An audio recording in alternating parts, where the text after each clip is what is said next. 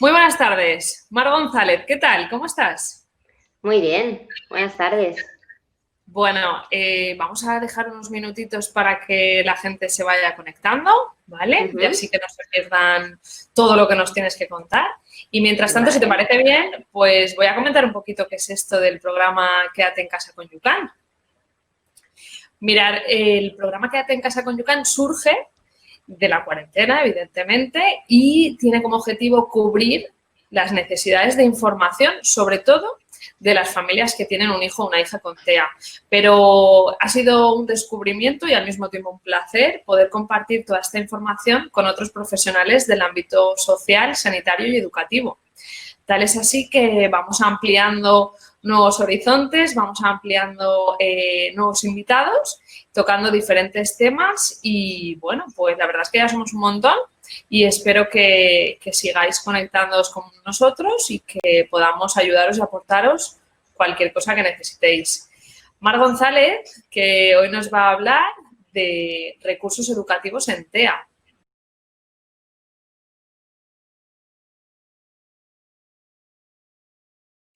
Este tema tiene mucho que decir, Mar. Ujú. Sí, A aquí, ver, aquí hay mucha tela. a ver qué tal lo podemos encarar para poder sintetizar, porque te tengo que decir que lamentándolo mucho, solo tenemos una hora. Ujú. Vale, pues Bueno, intentaré hacer un poco eh, resumen.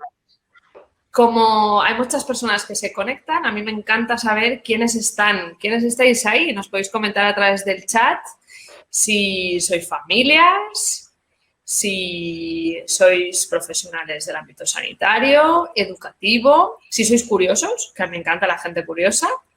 Y bueno, pues cualquier cosa que nos contéis me va a parecer interesante, igual que podéis consultarnos cualquier cosa que estemos comentando. Es verdad que la conversación entre Mar y yo va a ser bastante fluida, pero dejaremos unos minutos al final para poder dar respuesta a las preguntas que iba a decir que más interesantes me resultan, pero no es verdad, voy a confesarlo. A veces nos escribís tantísima gente que cuando quiero ir a mirar qué preguntas selecciono, parece que no me da el ojo. Entonces, bueno, pues espero poder atender las preguntas que más información nos den a todos. Bueno, Mar, te voy contando, te hago de Vale. retransmisión. Mira, tenemos por aquí maestros, tenemos profesionales del ámbito de educación especial, tenemos mamás, a ver si tenemos algún papá, que son un poco más rezagados, parece que les cuesta más entrar en este tipo de formato. Tenemos alguna logopeda. Muy bien. Fenomenal, muy bien. Bueno, más o menos se repite, ¿eh? Los roles que te digo. Ujú. Muy bien, pues estamos más o menos ahí. Bueno, vamos ya un poco por la mitad de los inscritos. Entonces, bueno, si te parece bien, Mar, mientras la gente va entrando, pues me gustaría que te pudieran conocer un poquito más. Así Vale, bueno, que, pues un poquito, venga, cuéntanos. vale. Yo soy Mar, como ha dicho Aurora, y soy maestra de traducción y lenguaje. Vale, he trabajado en diferentes modalidades de escolarización que ahora vamos a conocer y bueno, y actualmente estoy en un aula CIL. Muy bien. Mar, yo estoy súper intrigada, tengo muchísimas ganas de hablar del tema de hoy. Creo que es importantísimo esta información que vamos a compartir porque muchas veces cuando hablamos de sistemas educativos siempre aparece como el término inclusión, inclusión, inclusión, pero no sé yo hasta qué punto la gente sabe realmente de qué estamos hablando cuando decimos la palabra inclusión, ¿no?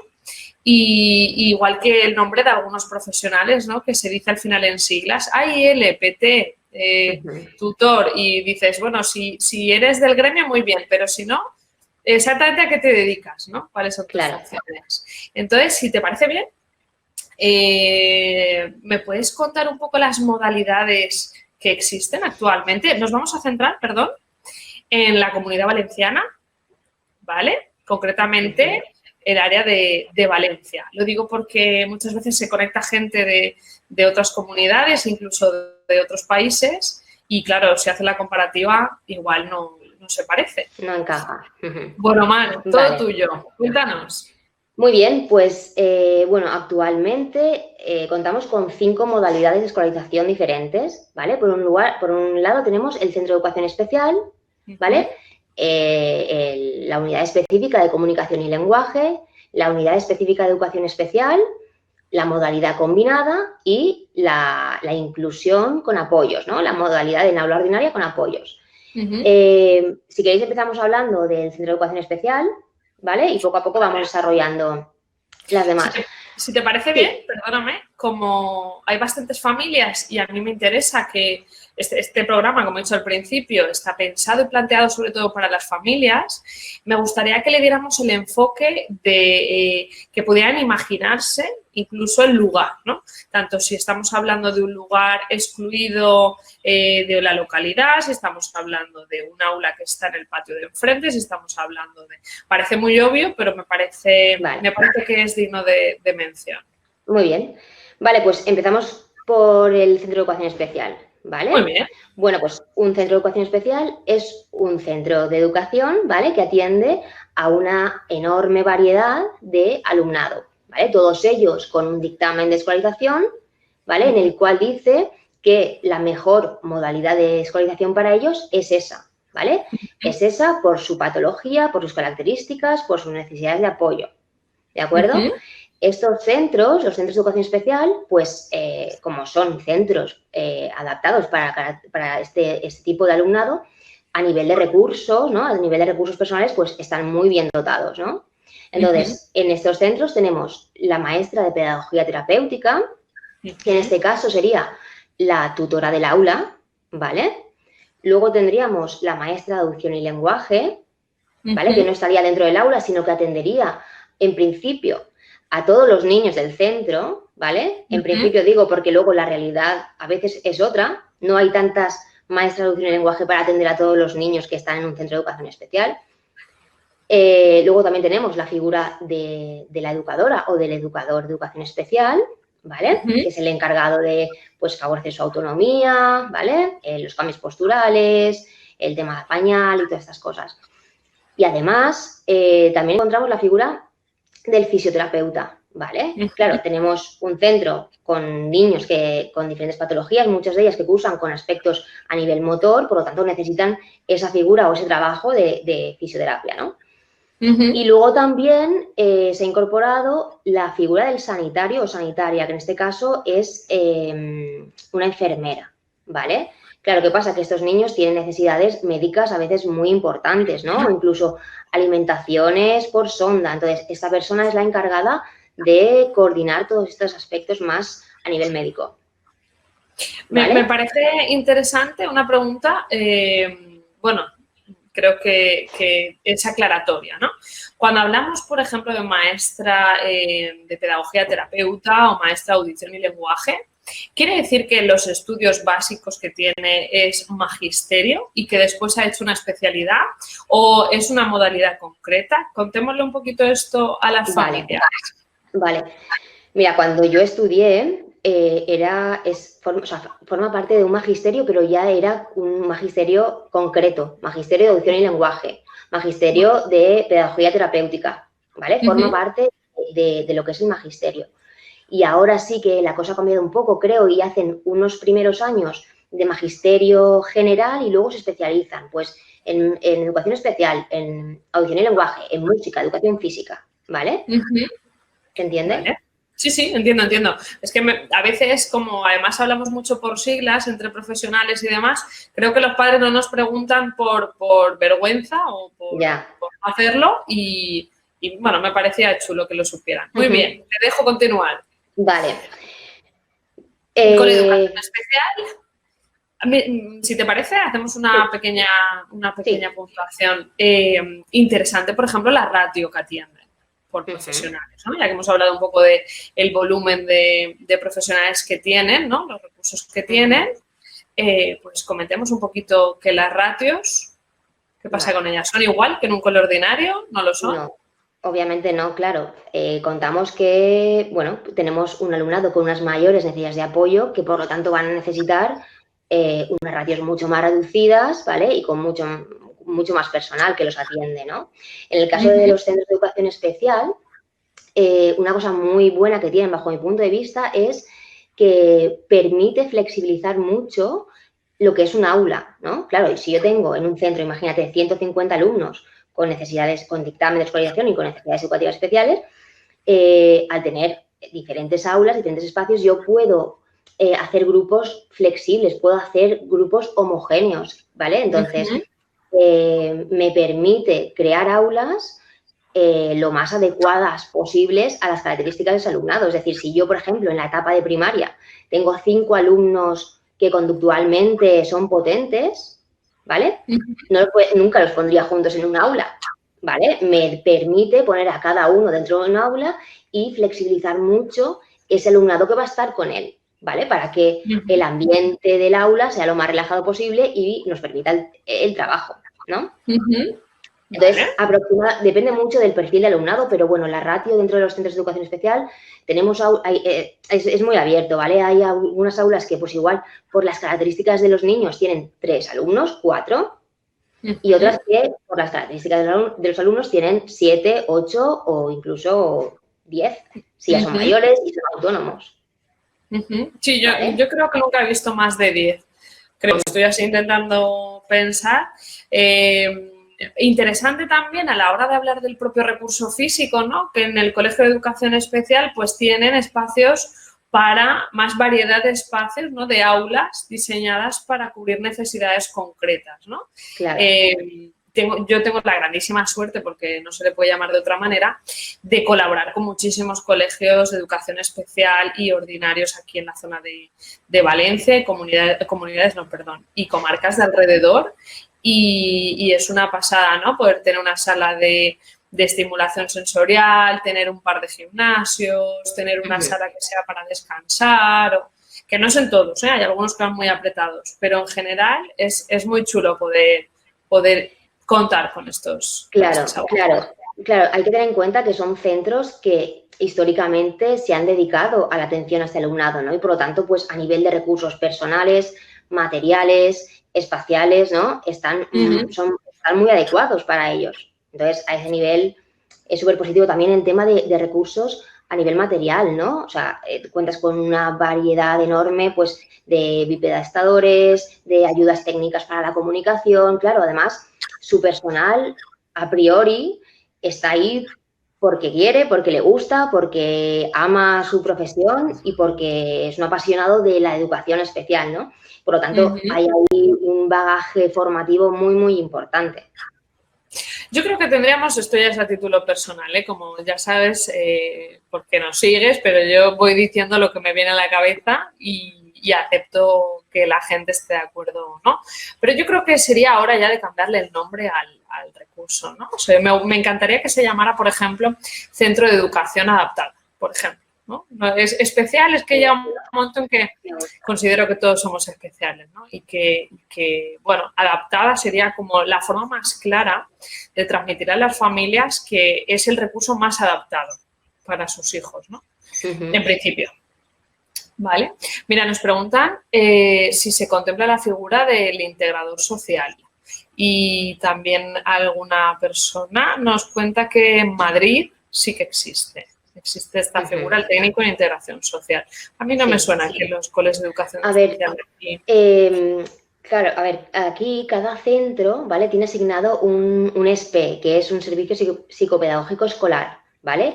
Y dentro de ese servicio, que es un servicio que atiende a una zona, ahí está la figura, por ejemplo, del orientadora, que pertenece a ese servicio.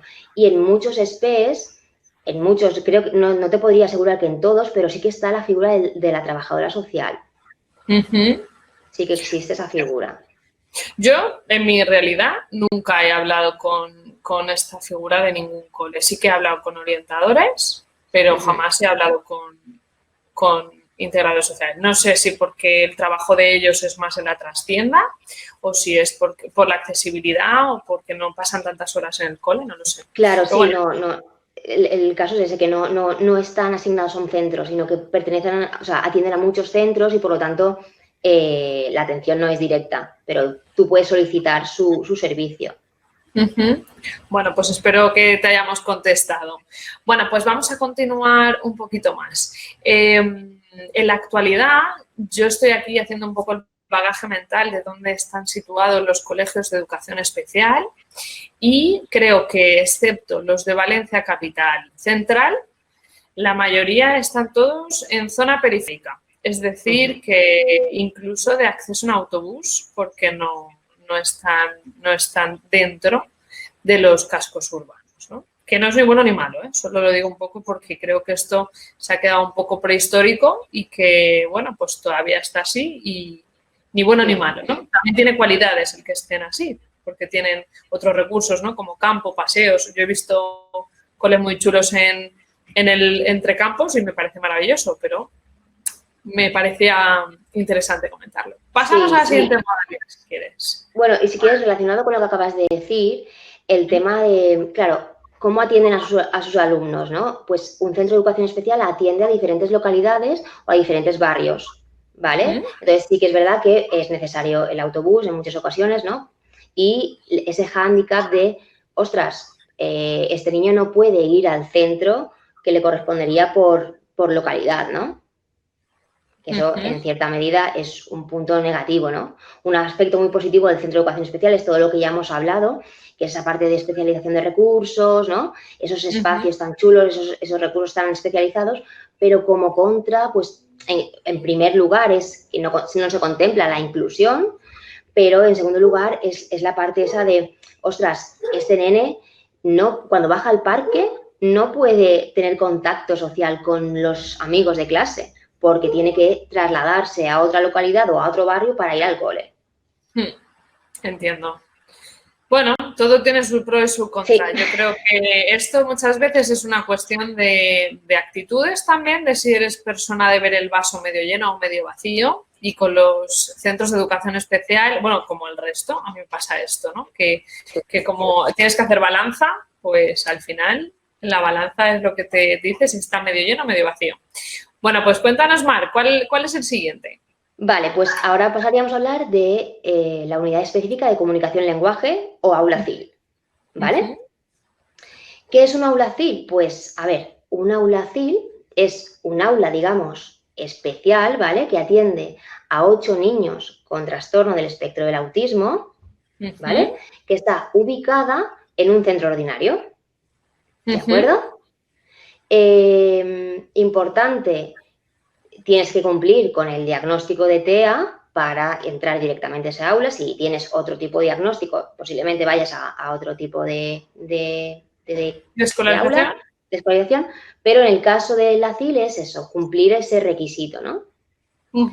Luego, a nivel de recursos, pues en principio, a priori, puede parecer que también están muy bien dotadas, ¿no? Porque un aula CIL tiene una maestra de pedagogía terapéutica, tiene una maestra de audición y lenguaje y tiene una educadora de educación especial dentro del aula, atendiendo a esos 8 niños.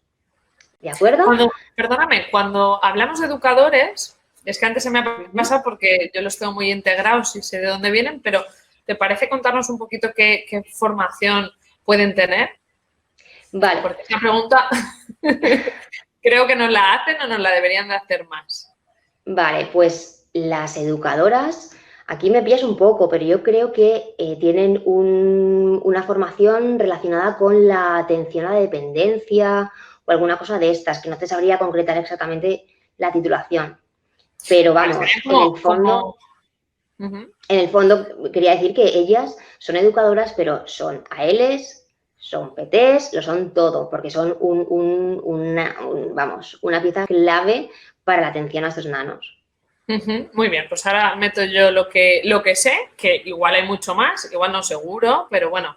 Yo conozco educadores y educadoras que tienen formación como técnico, ¿no? En cualquier modalidad relacionada con el ámbito social y sanitario, ¿vale? Pero es cierto que cada vez más tenemos en el rol de educadores otros profesionales como puede ser un terapeuta ocupacional o como puede ser, por ejemplo, un logopeda, como puede ser cualquiera que quiera entrar en una bolsa de empleo con rol de educador, ¿vale? Es un rol. Al final no es una formación, ¿vale? No hay una formación concreta de educador.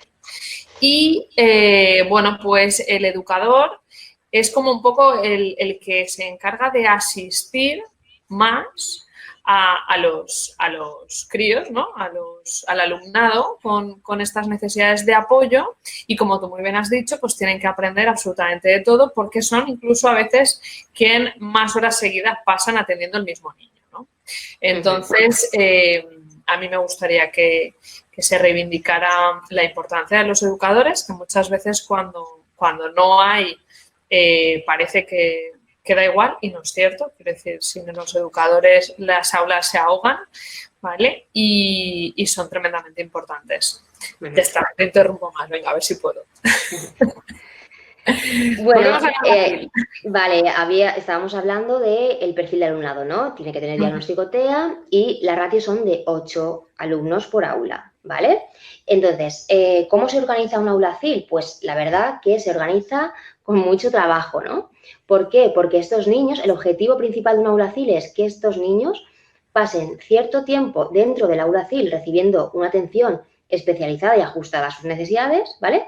Y que después pasen ciertos momentos, compartan ciertos espacios y ciertas áreas de inclusión con su grupo de referencia, ¿vale?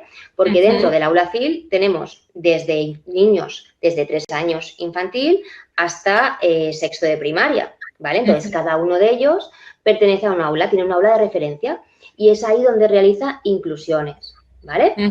Entonces, ¿dónde realizan las inclusiones? Pues bueno, lo primero que hacemos siempre es hacer una evaluación realmente del alumno, ¿no? Por un lado, se establece una programación a nivel de áreas del desarrollo, ¿vale? Que será atendida dentro del aula CIL y después establecemos una programación, digamos, como de aula ordinaria, ¿no? Es decir, con la profesora del aula ordinaria nos sentamos y decimos, vale, Pepito de los Palotes, ¿en qué áreas va a entrar? Mira, pues va a entrar en educación física, en ciencias naturales, en plástica, etcétera, ¿no? Entonces, vale, ¿qué objetivos vamos a buscar con él cuando esté aquí? ¿No? Pues este y este. ¿Vamos a necesitar apoyos? ¿Va a necesitar una persona del aula CIL que le ayude en esos momentos de inclusión o va a poder estar solito? Además, ¿va a necesitar que se le ajuste, se le adapte ese material?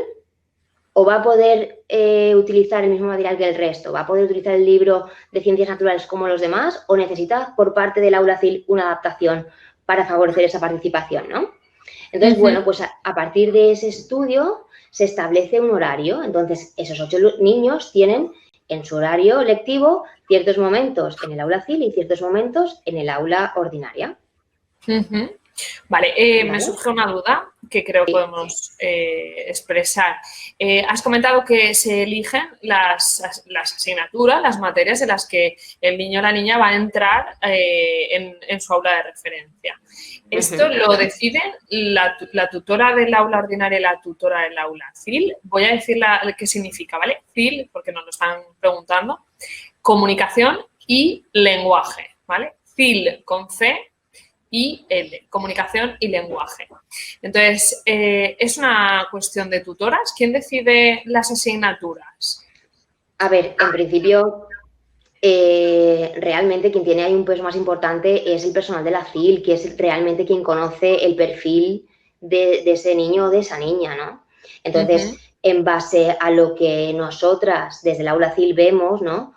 En base a ese perfil, pues yo puedo entender que un niño está más preparado para estar en unas sesiones que no en otras. Y la persona del aula ordinaria, obviamente, lo normal es que acoja esas propuestas como positivas y acepte.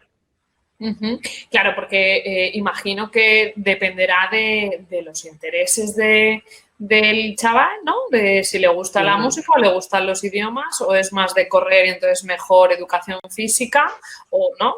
Me imagino que va un poco por ahí y las propias exigencias de la asignatura, ¿no? Si son más manipulativas, si son más prácticas o si son más teóricas, ¿no? Totalmente. Muy bien, muy bien. Y luego ya depende de cada aula CIL, tendrá su propia organización, dentro de cada cole pues ya habrá unos protocolos, una estructura, ¿no? Claro, imagino. Sí. Vale. Bueno, pues el aula CIL, para quien se acaba de incorporar, es una modalidad educativa que pretende fomentar la comunicación y el lenguaje, que tiene una ratio de 8. 8 y el objetivo es, como estaba diciendo, fomentar la comunicación y el lenguaje, permitiendo pasar horas concretas dentro del aula específica y también otras horas en el aula de inclusión, ¿no? De referencia, con compañeros sin ningún tipo de diagnóstico, ¿no? Neurotípicos. Y será en asignaturas concretas. Ahora bien, a mí me surge ya un poco la primera duda, ¿no? ¿Cuánto, esta ya es un poco, Mar, aquí ya toca mojarse, ¿eh? ¿Cuánto es real, práctico, factible, funcional, no sé qué adjetivo poner, la inclusión de los niños con TEA de un aula CIL en el aula de referencia? Y esta la quiero atar, esta reflexión, con qué perfiles de niños con TEA se enriquecerían más del formato aula CIL. Porque antiguamente la forma en la que un niño acaba en un aula CIL no es la actual. Quiero decir, antes podían haber niños con más dificultades en comunicación, con más retraso madurativo, ¿no? Y de alguna manera era un aula que los atendía muy bien, pero igual les sacaban poco el jugo, ¿no? Poca chicha. Aquí lo que ha pasado es que, bueno, en el tema de las aulas CIL ha habido un cambio de paradigma muy importante, ¿vale?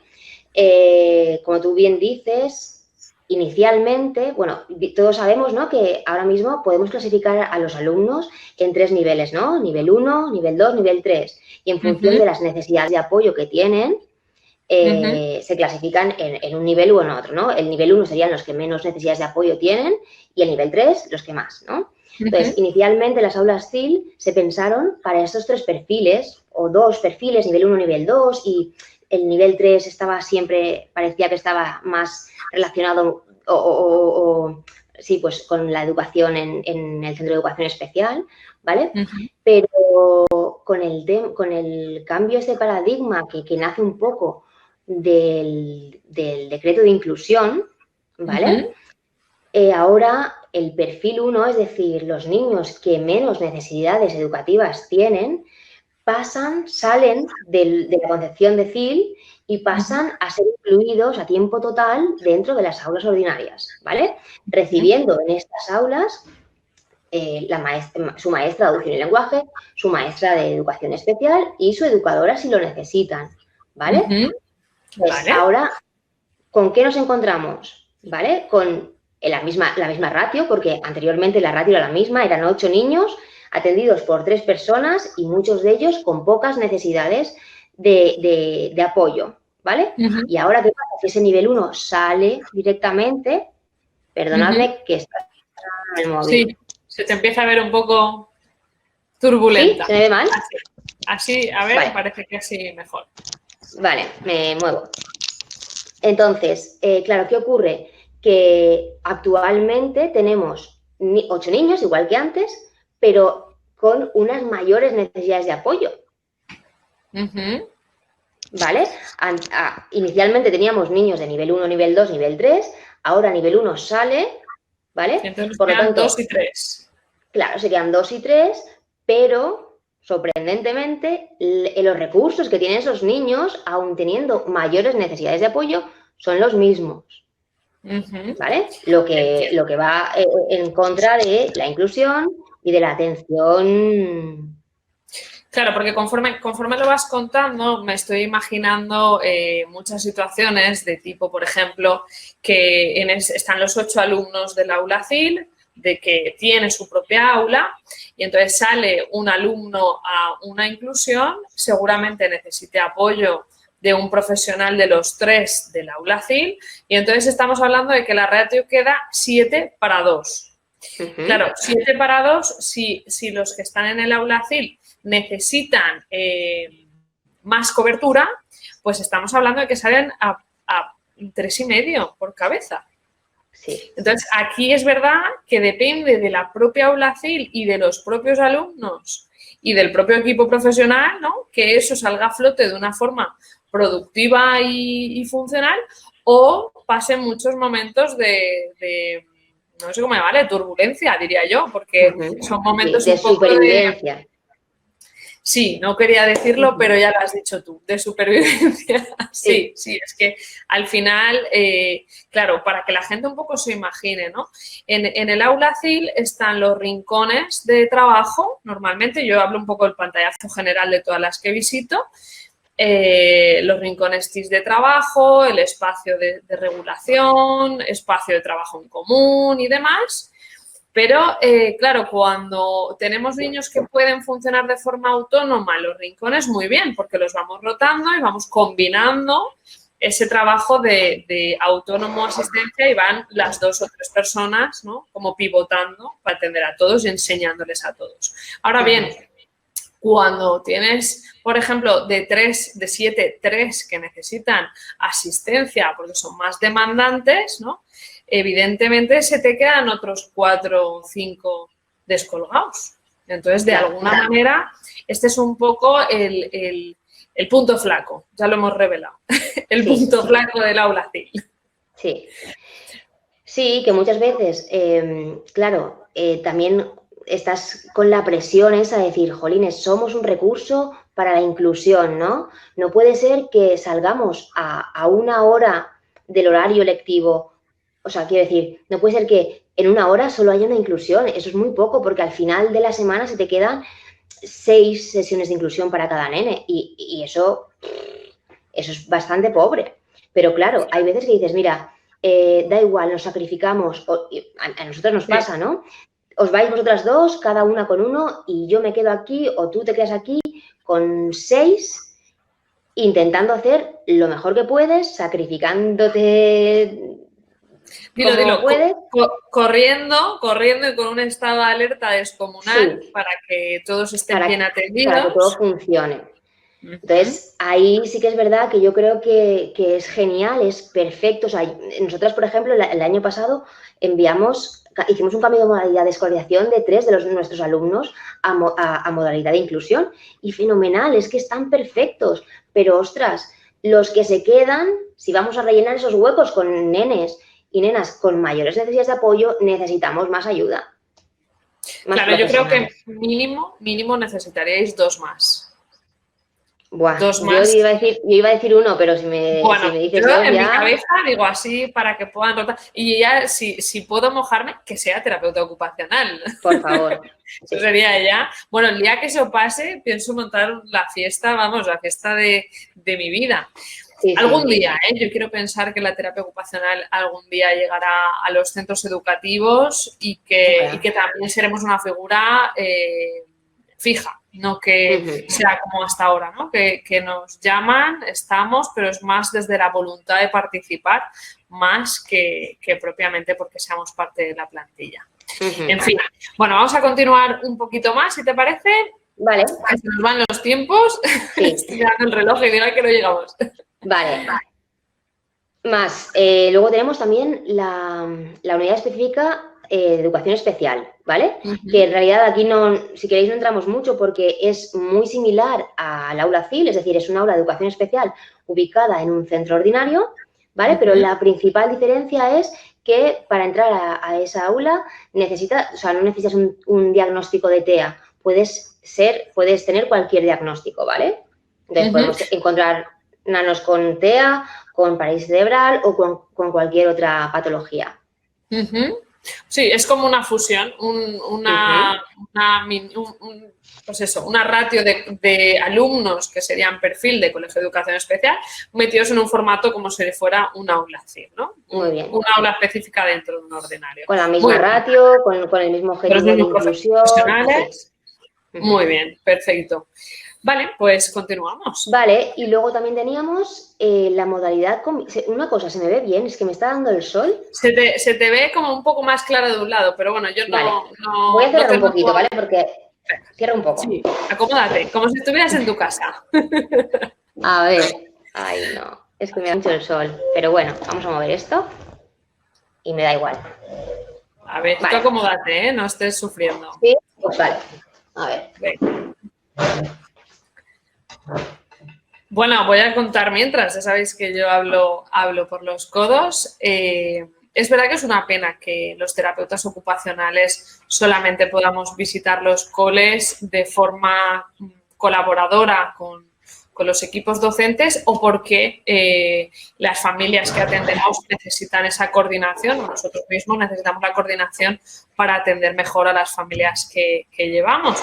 Cada vez la cosa va poco a poco, ¿vale? Yo tengo que lanzar ahí una lanza porque a través de AMPAs, a través de equipos directivos, incluso a través de empresas de comedor, nos van contratando para ir haciendo algunas cosas bastante interesantes dentro de los coles. Así que yo tengo esperanza y algún día pasaremos más jornada allí. Ya está, te he hecho el KitKat. Muy bien, gracias. Vale, pues ahora vamos a hablar de la modalidad de escolarización combinada, ¿vale? Esta modalidad se caracteriza por un niño con un dictamen de escolarización, ¿vale? Es decir, con una patología y con unas necesidades muy concretas, pasa cierto tiempo de la jornada escolar en el centro de educación especial y otro tiempo en inclusión, ¿vale? En el cole que le corresponde por localidad, ¿de acuerdo? Entonces, este alumno está matriculado en los dos centros, ¿de acuerdo? Y claro, aquí se requiere de una coordinación extrema entre centro ordinario y centro específico para que pues elaboren la mejor forma de intervención para su escolaridad, ¿no? Entonces, aquí encontramos diferentes perfiles. Hay perfiles de nenes que, bueno, pues que tienen necesidades muy, muy, muy concretas y que, por lo tanto, pasan mayor tiempo en el centro de educación especial y pasan menos tiempo en ordinaria porque se considera que esa inclusión, ese seguir con sus compañeros, ¿vale?, le beneficia enormemente. Y al contrario, ¿no?, el niño que tiene un mayor peso su escolaridad en la ordinaria, pero que necesita de una intervención muy concreta que solo se le puede dar en ese centro de educación especial. ¿Vale? Yo tengo que decir que atiendo varios niños con esta modalidad educativa y para mí la más compleja de ver evolución.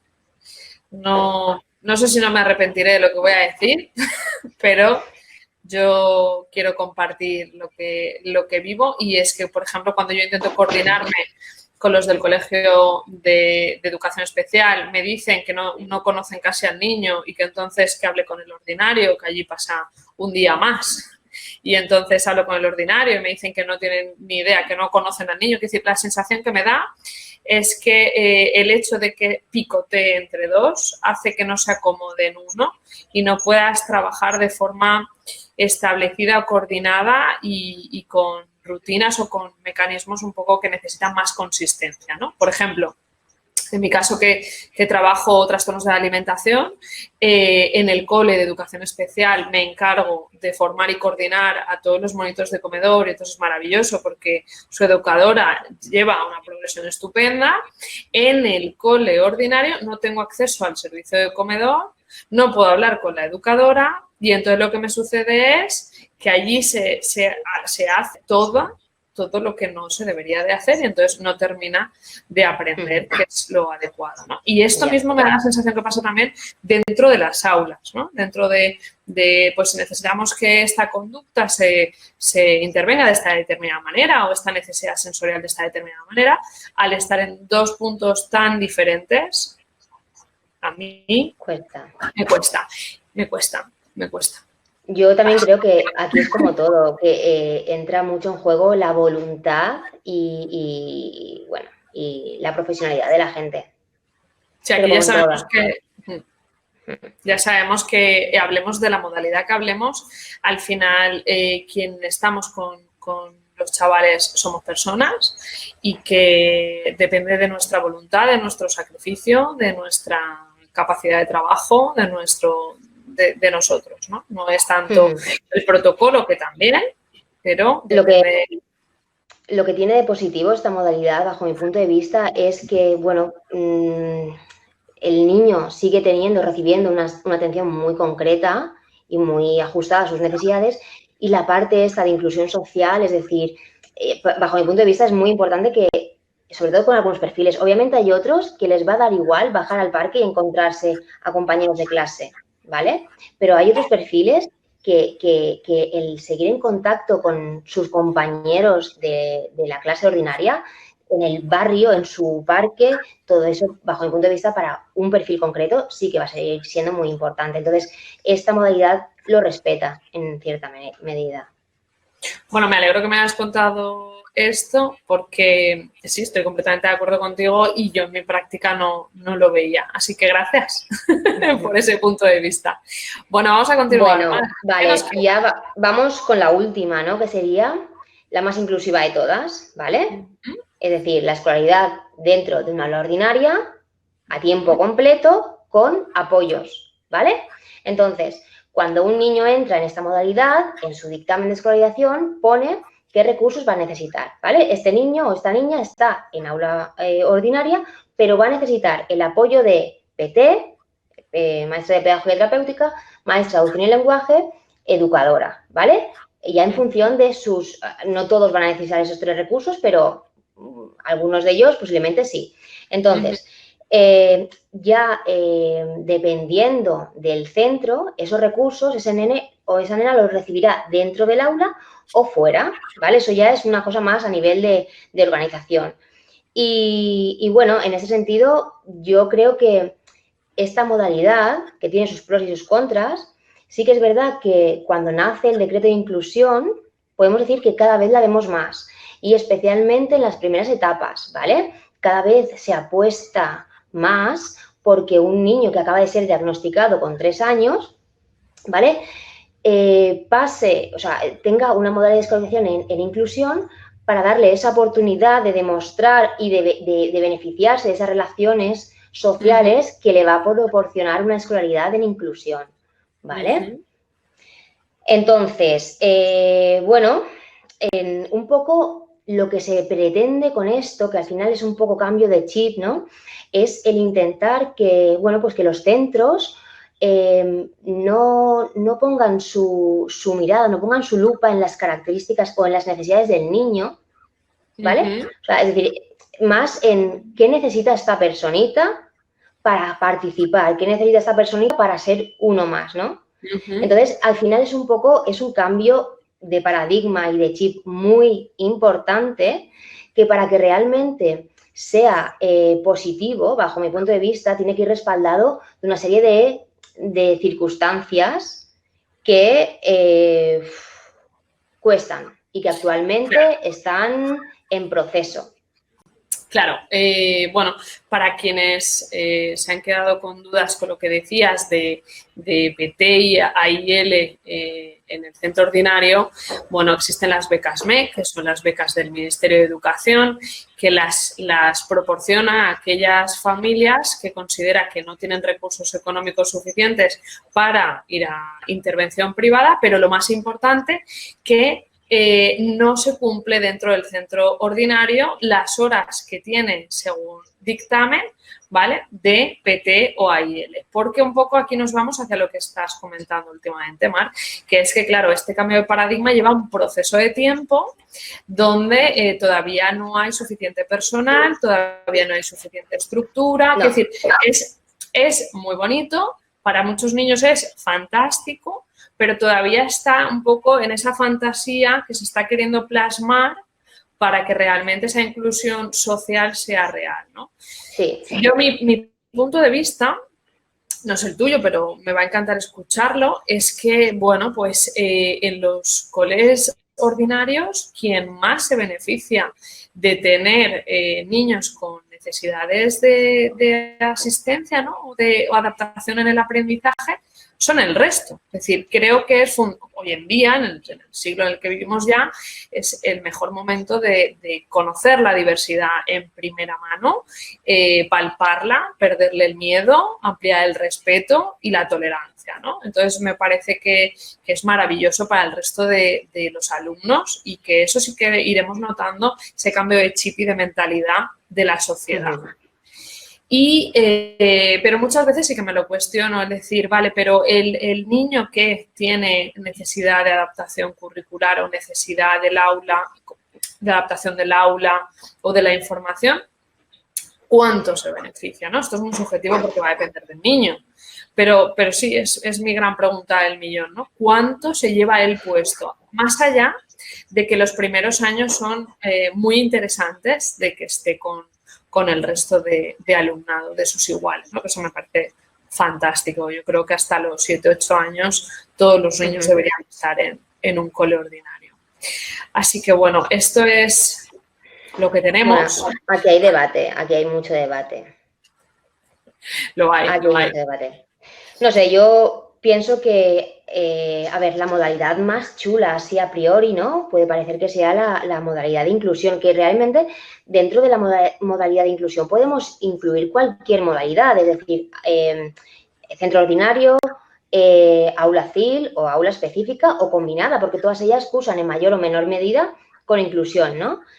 Pero sí que es verdad que este cambio de paradigma del que estamos hablando tiene que ir respaldado, ¿vale? Porque lo que no puede ser es que en algunos casos ese niño o esa niña esté recibiendo una atención que no merece, ¿vale? Y no culpo a nadie, quiero decir.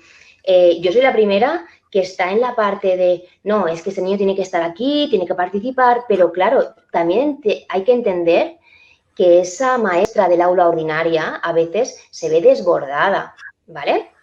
Es decir, si yo tengo 28 niños en mi clase y además tú me estás diciendo que tengo que atender a este que además vale por 5, ¿vale? Y no saben ni cómo organizarse. Entonces, genial, muy bien la inclusión, me encanta y la llevo tatuada, pero bien, por favor, porque es que si no al final sufren ellos, sufren los profesionales y aquí tenemos un importante fregado. Claro, esto es lo que, bueno, alguna vez tú y yo hemos comentado en algún café, ¿no? Que son dos aspectos a tener en cuenta. Por un lado, que una mala inclusión es una exclusión directa, ¿vale? Los niños que... Y lo digo, lo voy a decir así como con mucho cariño, pero muy abiertamente porque nos siguen muchas familias y me gustaría que por un momento dejaran de sentirse madre o padre para intentar imaginar la situación y desde ahí que puedan decidir qué les apetece, ¿no? Pero cuando hablamos de niños con conductas muy expresivas de sus necesidades, ya sean necesidades emocionales, sensoriales y demás, pero son niños muy cañeros, ¿no? Lo voy a definir, que necesitan mucho movimiento, que necesitan que estés pendiente para que emocionalmente se nutran y que no hagan llamadas de atención inapropiadas y demás. Cuando socialmente intervienen de una forma inadecuada, como puede ser estirando el pelo, mordiendo, arañando y demás, estamos hablando de que está haciendo un tipo de relación social que para el resto de niños puede que sea peor el remedio que la enfermedad. Es decir, puede que le cojan miedo, puede que no les apetezca mezclarse y puede incluso que se lleven una idea errónea de lo que es en sí, en este caso, el TEA, ¿no? Entonces, una mala inclusión, exclusión directa. Es decir, un niño que lo tienes en el patio, que lo tienes en un aula, en su aula de referencia, que presenta dificultades donde esto hace que los derechos de los demás o que el estado de los demás niños se vea alterado, puede provocar que en el resto de niños genere miedo, dudas y demás, ¿no? Entonces, eso por un lado. Y por otro lado, ¿hasta qué punto es tan interesante que en un aula de 28 niños que llevan un determinado ritmo, hasta qué punto es interesante tener un alumno o dos que necesitan otro ritmo, que necesitan otras adaptaciones para ir ampliando conocimientos? Y la pregunta del millón, que es la que yo siempre le hago a los papás, ¿no? Es, ¿qué vamos a priorizar, ¿no? ¿Que aprenda los colores y los números o que se vista solo? ¿Qué vamos a priorizar? ¿Que coma de todo o que sepa hacer grafías o líneas, ¿no? ¿Qué vamos a priorizar? Entonces, para mí estos son los dos no sé cómo decir, puntos más interesantes a la hora de debatir con una familia qué preferencia tienen ellos. Te dejo opinar, Mar. Es que, a ver, aquí podríamos estar 2 horas más hablando, ¿no? Yo creo que básicamente lo que tenemos que ser es muy francos o francas, ¿no? Con la personita que tenemos delante y realmente valorar qué va a sacar con una modalidad o qué va a sacar con otra, ¿no? Porque esto no es café para todos, o sea, la panacea no es la inclusión, es súper chula, pero claro, la inclusión entendida como que el centro ofrece a cada niño lo que necesita, ¿vale? Eso es lo ideal, pero para que eso se dé necesitamos muchísimo personal en ese centro, ¿no? Para que, ostras, por ejemplo, no sé, a mí me viene el caso, y a mí me ha pasado, ¿no? Estar dentro de, a la 1 de la tarde, haciendo ciencias naturales con uno de mis alumnos. Y de repente estar ahí dentro y pensar, pero esto es lo que quiero yo para él. Entonces, ahí es muy importante realmente lo que digo, conocer a ese niño y conocer en qué momentos va a estar predispuesto, receptivo o preparado para esos momentos de inclusión y en qué otros momentos le vamos a tener que dar otra respuesta, ¿vale? Igual que el tema del patio. Bueno, pues hay que respetar las características de nuestro alumnado. La inclusión, porque es que a veces también parece que, bueno, inclusión es que participen, que jueguen con todos, que jueguen como todos. Pues es que la inclusión parte de la base de que cada uno es individual, cada uno es diferente y por lo tanto cada uno va a necesitar unas cosas. Yo a ti, que no te gusta nada, no sé, es negativo para ti estar con muchos niños a tu alrededor, por ejemplo, no te voy a obligar a eso, ¿vale? Te voy a hacer un trabajo un poquito más de sensibilización para que al final puedas estar con compañía, ¿no? Entonces, al final yo creo que es un poco ofrecer a cada uno lo que necesita. Yo creo que ni una modalidad es mejor que la otra. Obviamente la parte de la inclusión es genial y yo, vamos, es que podría escribir una libreta entera con situaciones de inclusión bonitas que he vivido, ¿vale? Y una pasada, pero claro, hay veces que, o sea, la inclusión necesita mucho trabajo, necesita muchísimo trabajo, profesionales muy predispuestos y mucho más recursos de los que actualmente, bajo mi punto de vista, tenemos. Sí, porque además has dicho que en los centros ordinarios necesitarían más profesionales, pero también más materiales y más incluso más horarios, ¿no? Porque me gustaría que las familias supieran que la mayoría de veces cuando se hacen adaptaciones curriculares, casi todos los profesores los hacen en horario extraoficial. Es decir, yo no conozco prácticamente a ningún profesor o profesora que en su tiempo de jornada pueda dedicar tiempo a realizar los materiales adaptados para el niño que tiene en el aula, ¿no? Entonces, volvemos a lo mismo. Necesidad de tiempo, necesidad de recursos, necesidad de profesionales, necesidad de materiales. Y como todo esto está en déficit, pues entonces requiere, o mejor dicho, ya depende concretamente de la persona con la que te haya tocado, ¿no? De esa persona que va a tratar determinadamente a tu hijo o a tu hija.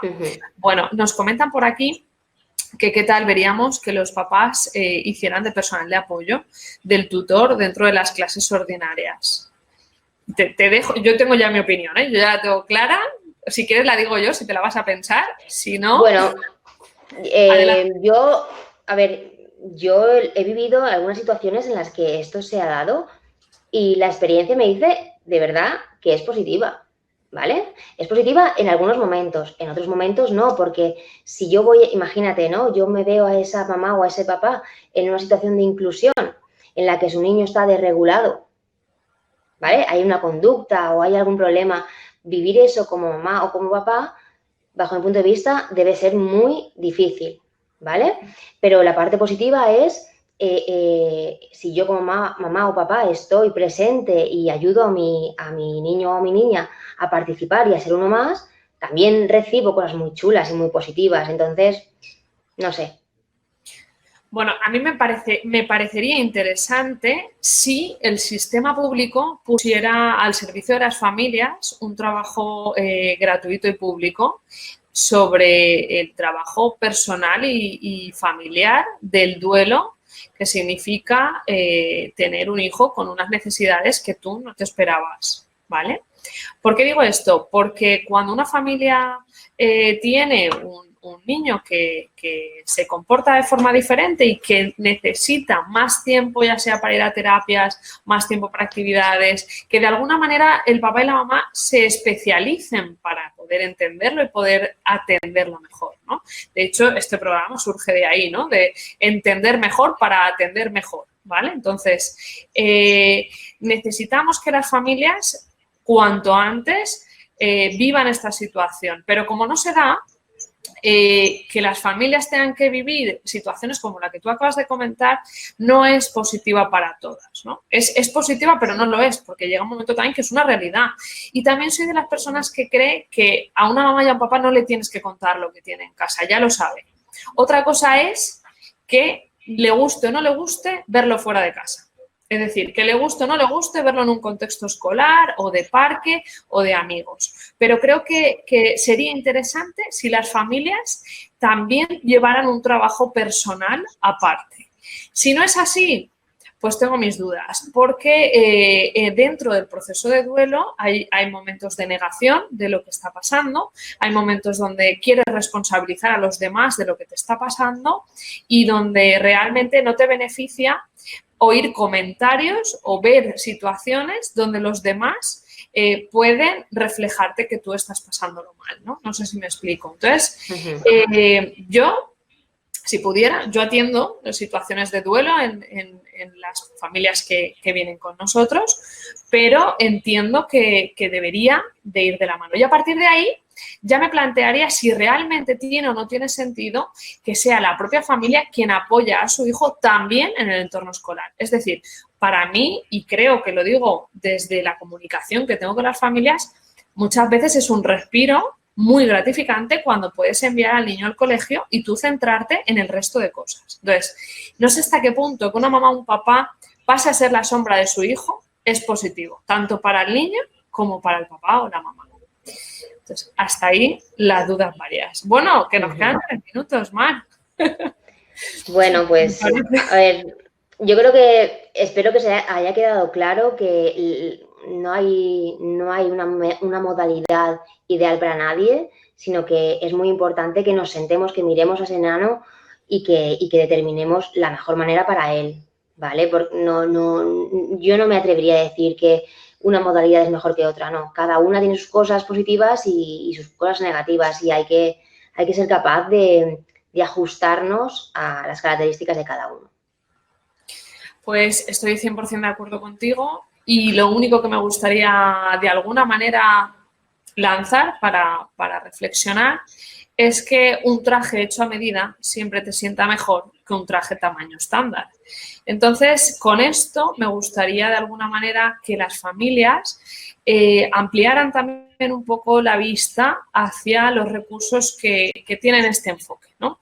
Más allá de si es caro, barato, si es de diseño propio, si es copiado o todo lo demás, ¿no? Creo que es importante que depende de las características, sobre todo de las capacidades y de las limitaciones que presenta la persona con TEA, deberemos de inclinarnos hacia un lado o hacia el otro. Pero es cierto que ir acompañado de profesionales siempre te hace el camino más fácil. Así que, señores, señoras, seguimos a vuestra disposición. Muchísimos profesionales que por vocación hemos decidido trabajar el día a día por y para vosotros. Y hasta aquí, Mar, un placer tenerte y poder tener esta conversación públicamente con todas las familias y profesionales que han estado conectados. Muchas gracias, Mar, por tu tiempo. Gracias a vosotras. Gracias. Hasta siempre. Chao, chao.